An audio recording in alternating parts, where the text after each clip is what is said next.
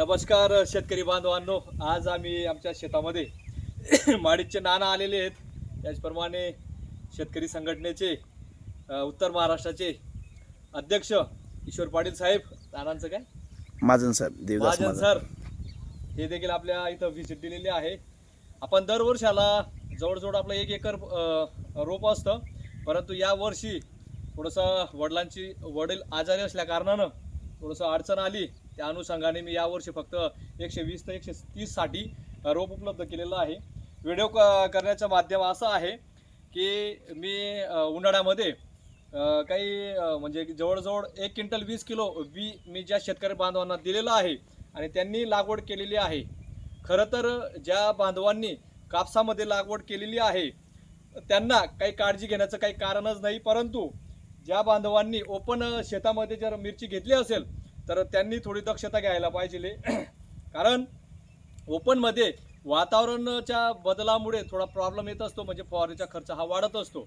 परंतु घाबरून न जाता जर तुमची लागवड झाली असेल ओपन शेतामध्ये तर आपण लावल्यानंतर 8-10 दिवसांनी फिप्रोनिल आणि इमिडाक्लोरिड असा एक पोलीस नावाचा एक कंटेन आहे, ते आपण ट्रिचिंग करायचं आहे. आणि कापसामध्ये देखील जर आपल्या शेतामध्ये वाटत असेल इथं देखील बुरशीचं काही झाडं मर असेल तर ते तुम्ही वापरून आपली मिरची एक चांगल्या पद्धतीने ती तयार होईल. तर दादांनी सांगितलं होतं, दादांच्या शेतात गेलो होतो आम्ही आणि त्यांनी आज आमच्या नर्सरीला भेट दिलेली आहे. खरं तर त्यांनी 5 एकरामध्ये कापसामध्ये मिरची लावलेली आहे आणि त्यांना काही मर झालेली आहे, तर त्यासाठी ते आपल्या शेतात व्हिजिट द्यायला आलेलं आहे. आणि मला व्हिडिओच्या माध्यमातून सांगायचं आहे की बऱ्याच शेतकरी बांधवांचे मला फोन येत आहेत, रोजचे 50-50 कॉल येत आहेत. तर मी सर्व शेतकरी बांधवांची माफी मागतो की यावर्षी मी काही माझ्या पारिवारिक म्हणजे वडिलांच्या आजारपणामुळे मी जास्तीचं रोप आणि वातावरणामुळे टाकू शकलो नाही. पण येणाऱ्या पुढच्या वर्षी मी जास्तीचं म्हणजे जवळजवळ 2 एकराचा पुढे माझं रोप राहील. आणि ज्या ज्या बांधवांना यावर्षी रोप मिळालं नाही कृपया त्यांना मी घरपोच पुढच्या वर्षी रोप देणार आहे.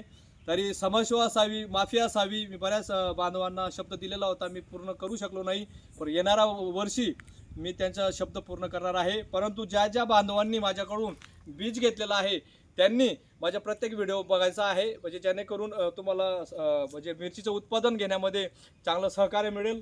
दादा काय सांगता का तुम्ही आता माझ्या शेतात आलेले आहेत, तुम्ही 5 एकर माझ्या शब्दाला मान देऊन आणि माझ्या प्लॉटवरती तुम्ही आले पण नाही, परंतु मी व्हिडिओ टाकत असतो.